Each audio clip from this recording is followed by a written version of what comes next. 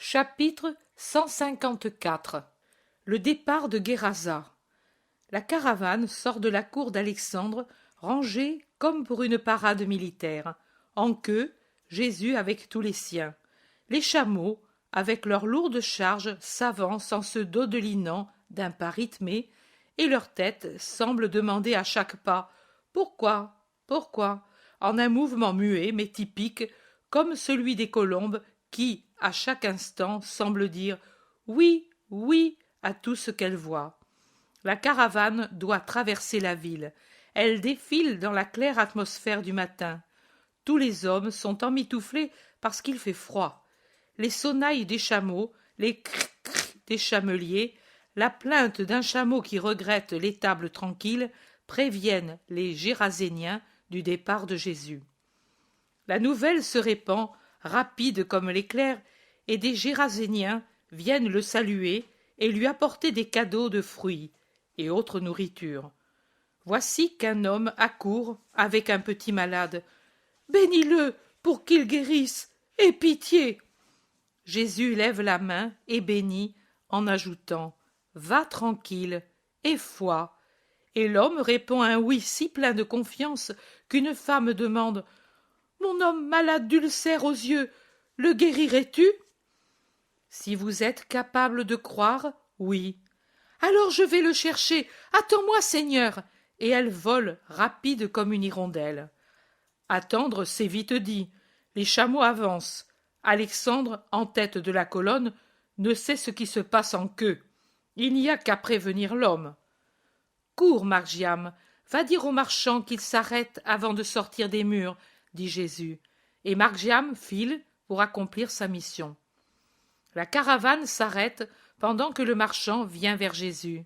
« Qu'est-ce qui arrive ?»« Reste, et tu verras. » La femme de Guérasa est vite de retour avec son mari qui a les yeux malades. C'est autre chose que des ulcères. Ce sont 2 trous pleins de pourriture qui s'ouvrent au milieu du visage. L'œil est là au milieu, embué, rougi, à moitié aveugle, et il en sort un liquide répugnant. À peine l'homme enlève-t-il le bandeau sombre qui lui cache la lumière, que sa plainte augmente parce que la lumière avive la douleur de l'œil malade. L'homme gémit. « Pitié, je souffre tant !»« Tu as aussi beaucoup péché. De cela, tu ne te lamentes pas? Tu ne t'affliges que de pouvoir perdre cette pauvre vue du monde? Ne sais-tu rien de Dieu? N'as-tu pas peur des ténèbres éternelles? Pourquoi as-tu péché ?» L'homme pleure et se baisse sans parler. Sa femme aussi pleure et gémit.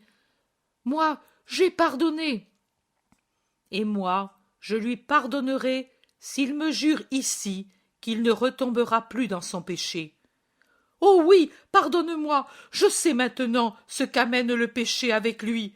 Pardonne-moi.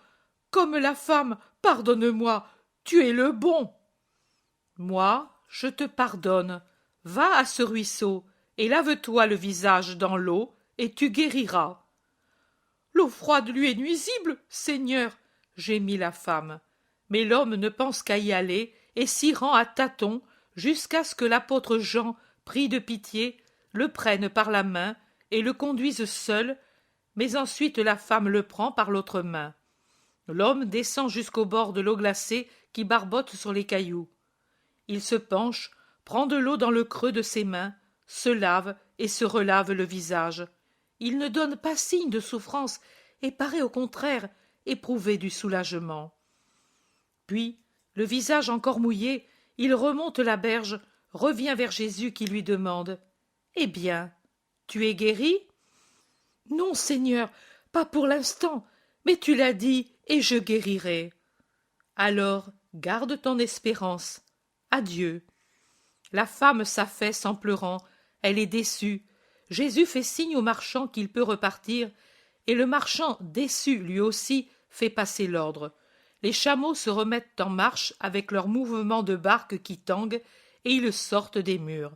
Ils prennent la route des caravanes qui s'en va, large et poussiéreuse, vers le sud-ouest. Les 2 derniers du groupe apostolique, c'est-à-dire Jean d'Andorre et Simon le Zélote, ont dépassé les murs d'une vingtaine de mètres quand un cri retentit dans l'air silencieux. Il paraît remplir le monde, il se répète toujours plus haut, plus joyeux, plus triomphal. Je vois Jésus, Jésus béni, je vois, j'ai cru, je vois Jésus, Jésus, Jésus béni. Et l'homme dont le visage est redevenu complètement saint, les yeux redevenus beaux, deux escarboucles lumineuses et vivantes, fend les rangs des apôtres et tombe aux pieds de Jésus, presque sous les pieds du chameau du marchand, qu'il a juste le temps d'écarter de l'homme prosterné. L'homme baise le vêtement de Jésus en répétant « J'ai cru, et je vois Jésus béni !» Lève-toi et sois heureux, et surtout bon. Dis à ta femme qu'elle sache croire complètement. Adieu. Et Jésus se dégage de l'étreinte du miraculé et reprend sa marche. Le marchand caresse sa barbe pensif.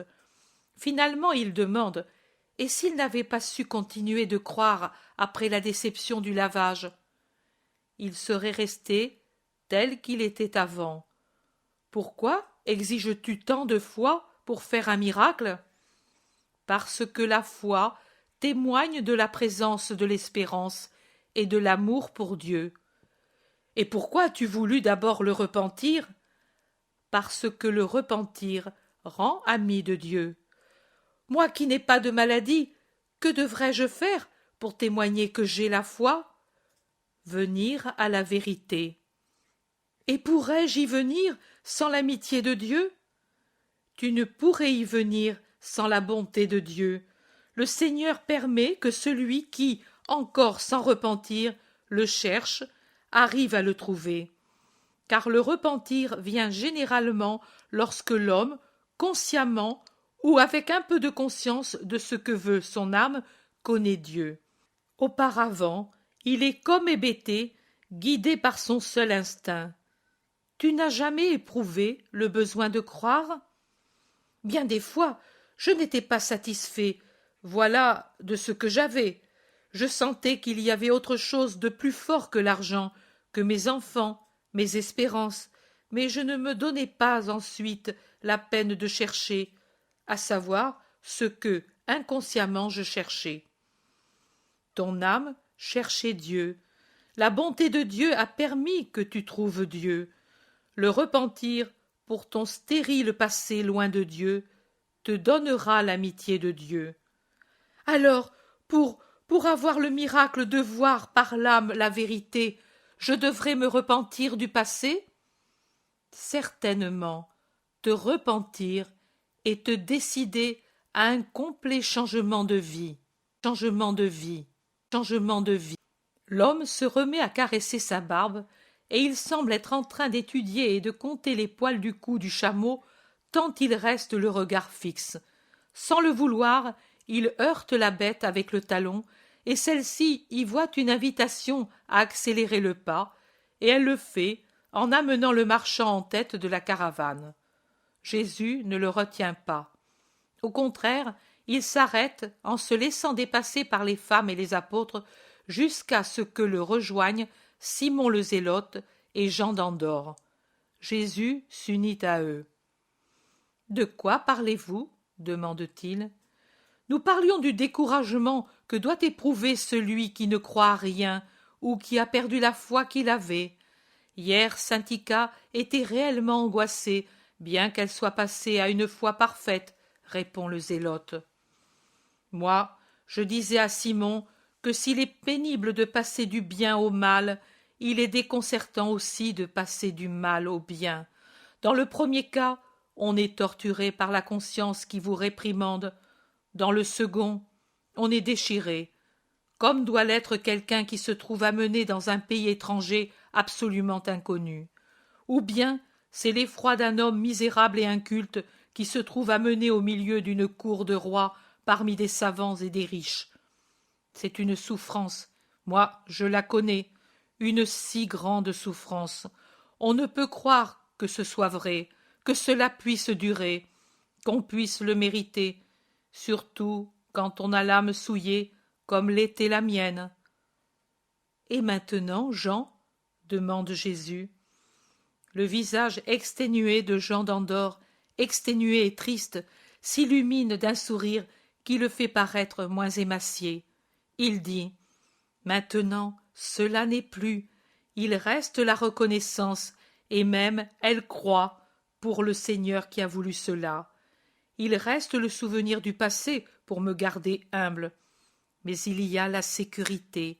Je me sens acclimaté, non plus étranger dans ce monde de douceur qu'est le tien, de pardon et d'amour. Et je suis pacifié, serein, heureux. Juges-tu bonne ton expérience? Oui, s'il n'y avait pas ma souffrance d'avoir péché, parce que, par ce péché, j'ai affligé Dieu, je dirais qu'il a été un bien, ce passé, qui est le mien. Il peut me servir beaucoup à soutenir les âmes de bonne volonté, mais égarées dans les premiers moments de leur nouvelle croyance. Simon, va dire au garçon de ne pas tant sauter. Ce soir il sera épuisé. Simon regarde Jésus, mais comprend la vérité du commandement. Il a un sourire d'intelligence, et il laisse les deux seuls. Maintenant que nous sommes seuls, Jean, écoute mon désir. Toi, pour beaucoup de raisons, tu as la largeur de jugement et de pensée qu'aucun autre ne possède parmi ceux qui me suivent, et tu as une culture plus vaste que le commun des Israélites. Aussi, je te prie de m'aider. Moi, t'aider? En quoi? Pour Saint-Ica. Tu es un si brave pédagogue. Margiam apprend vite et bien avec toi, si bien que je compte vous laisser ensemble pour quelques mois, parce que je veux pour Margiam une connaissance plus vaste que celle du petit monde d'Israël. Pour toi, c'est une joie de t'occuper de lui. Pour moi aussi, c'est une joie de vous voir unis, toi pour l'instruire, lui pour apprendre, toi pour rajeunir, lui pour mûrir en s'occupant. Mais tu devrais t'occuper aussi de Saint-Ica, comme une sœur égarée. Tu l'as dit, c'est un égarement. Aide-la à s'acclimater dans mon atmosphère. Me fais-tu cette faveur? Mais c'est une grâce pour moi de le faire, monseigneur. Je ne l'approchais pas parce que cela me paraissait superflu, mais si tu veux. Elle lit mes rouleaux. Il y en a de sacrés, et d'autres qui sont uniquement pour la culture de Rome et d'Athènes. Je vois qu'elle réfléchit et les compulse, mais je ne m'étais jamais entremis pour l'aider. Si tu le veux, oui, je le veux. Je veux vous voir amis. Elle aussi, comme Margiam et comme toi, vous resterez quelque temps à Nazareth. Ce sera beau. Ma mère et toi, maîtres de deux âmes qui s'ouvrent à Dieu. Ma mère, l'angélique maîtresse de la science de Dieu, toi, le maître expert du savoir humain, que pourtant maintenant tu peux expliquer avec des applications surnaturelles. Ce sera beau et bon. Oui, mon béni Seigneur, trop beau pour le pauvre Jean. Et l'homme sourit à la pensée de ses jours prochains de paix auprès de Marie dans la maison de Jésus. Et la route se déroule, dans une tiédeur du soleil de plus en plus sensible, dans une campagne charmante, désormais toute plane, après avoir côtoyé ces petites hauteurs qui se trouvent après Guérasa. Une route en bon état aussi, sur laquelle la marche est facile, et on reprend la marche après la pause du midi. C'est presque le soir, quand j'entends pour la première fois Saint-Ica rire de bon cœur, lorsque Margiam lui a raconté je ne sais quoi qui fait rire toutes les femmes. Je vois la grecque se pencher pour caresser l'enfant et effleurer son front par un baiser, après quoi l'enfant se remet à sauter comme s'il ne sentait pas la fatigue. Mais tous les autres sont fatigués, et c'est avec joie qu'ils apprennent la décision de passer la nuit à la fontaine des Chameliers. Le marchand dit « J'y passe toujours la nuit.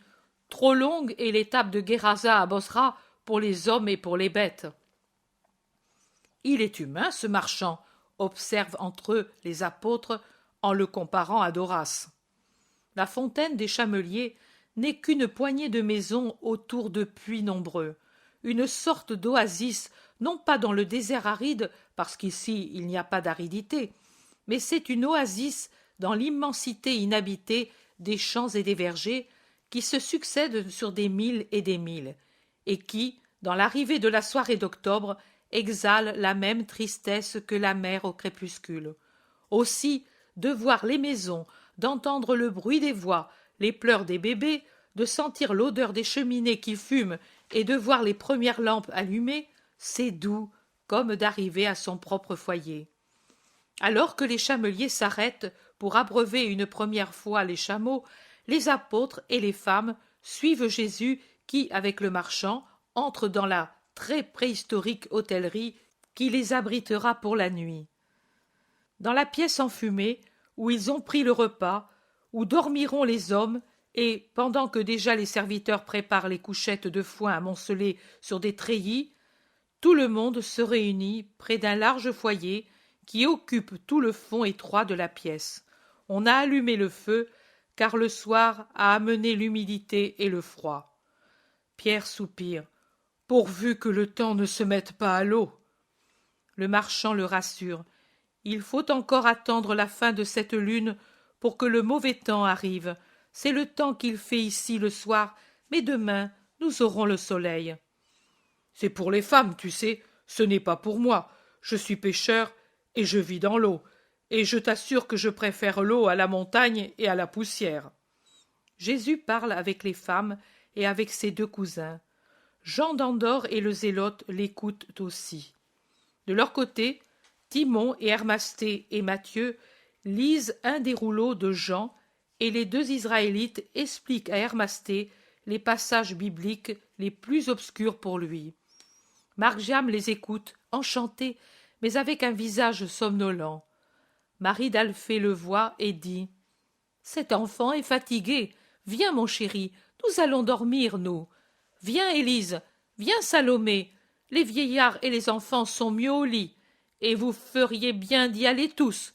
Vous êtes fatigués. » Mais, en dehors des femmes âgées, à l'exception de Marcel et de Jeanne de Chouza, personne ne bouge.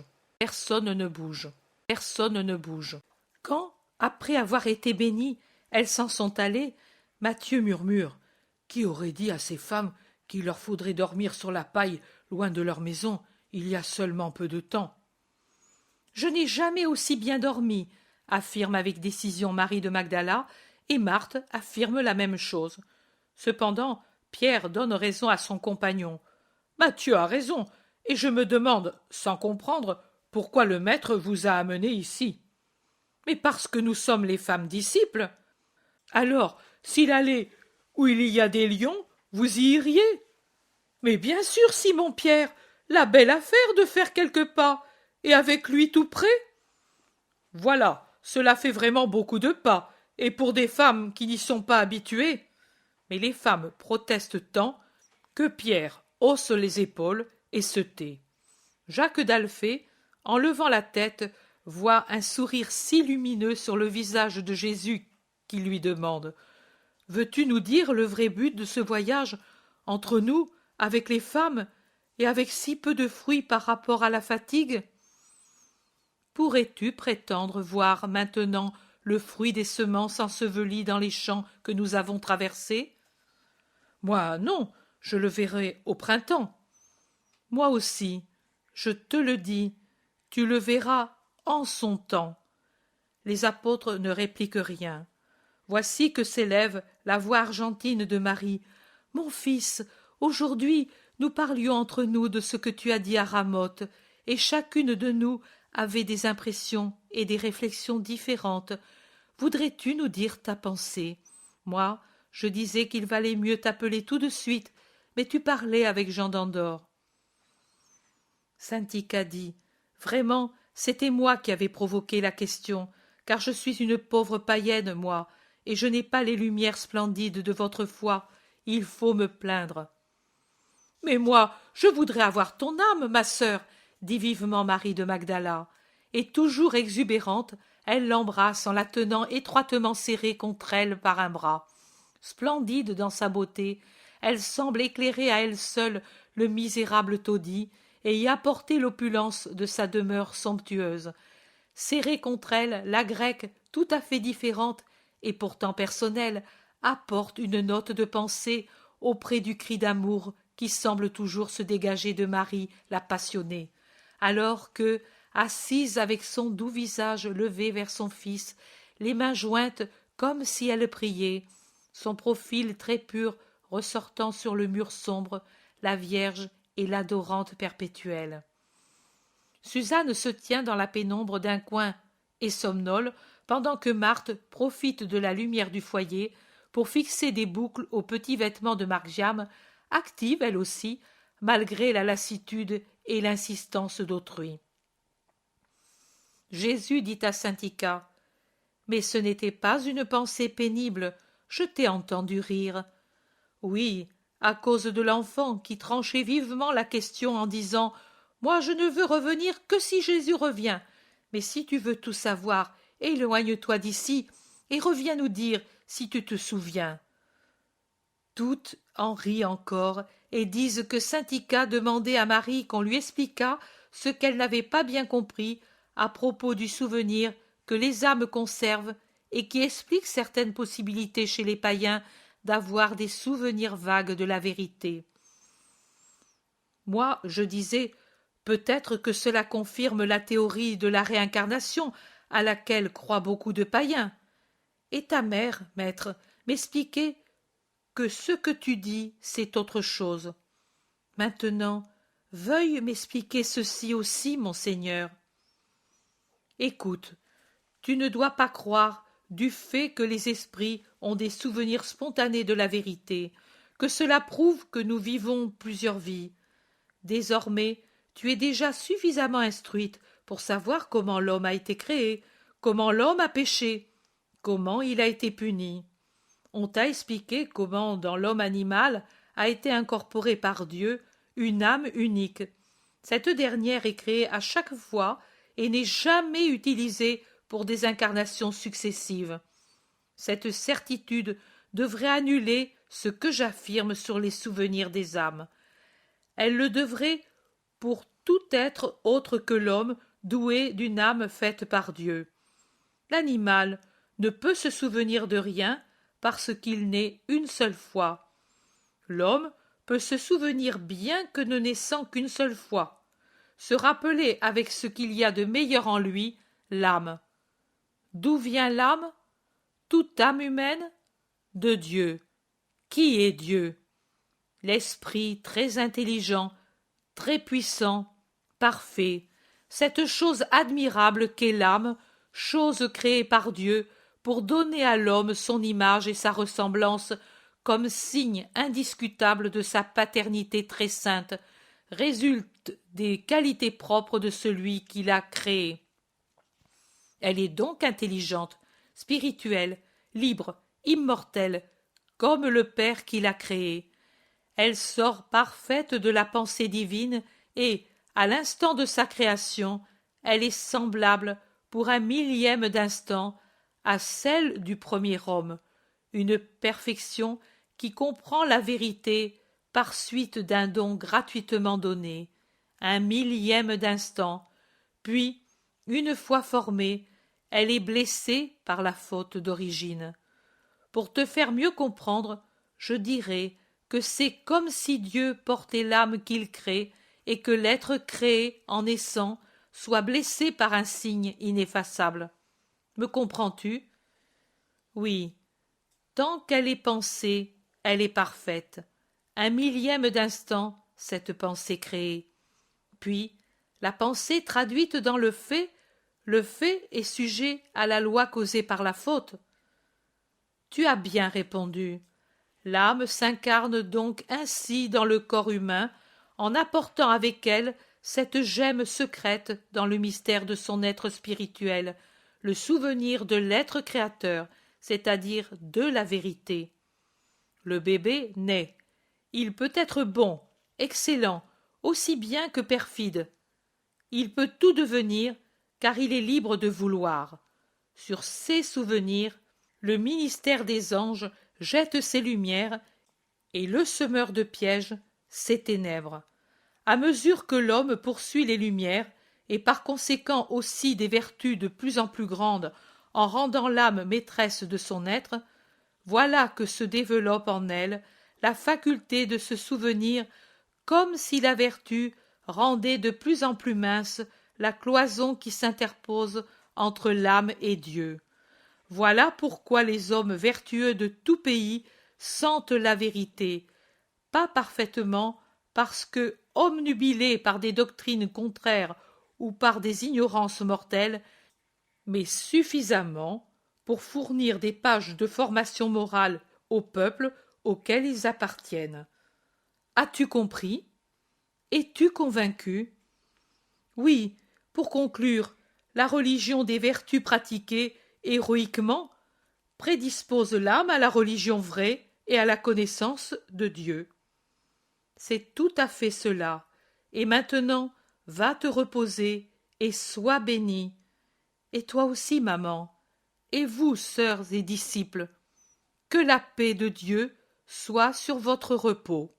Votre repos. Votre repos.